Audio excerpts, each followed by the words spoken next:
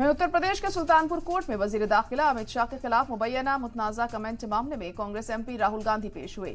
Sultanpur MP MLA court में पेश होने के बाद राहुल गांधी लखनऊ वापस लौट रहे थे और इस दौरान जब उनका काफिला कुरेभार के विधायक नगर चौराहे पर पहुंचा तो चारों तरफ हलचल मच गई। अचानक उनका काफिला चैतराम मोची की दुकान के पास रुक गया। दुकान पर राहुल गांधी पुराने जूते को ठीक करते दिखे और उनसे बातचीत की और उसके बाद उनका काफिला पूर्वांचल एक्सप्रेसवे के लिए निकल गया।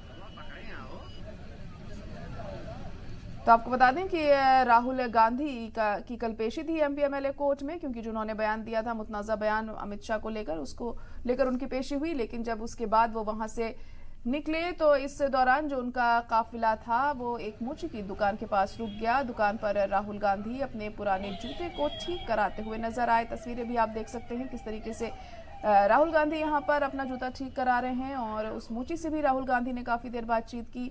वह 5 मिनट यहां पर रुके और उसके बाद उनके काम के बारे में भी उनसे पूछा। राहुल गांधी ने सेल्फी भी ली और उसके बाद उनका जो काफिला था पूर्वांचल एक्सप्रेसवे के लिए निकल गया। तो तस्वीरों में आप देख सकते हैं इस तरह के अंदाज में पहले भी राहुल गांधी नजर आ चुके हैं।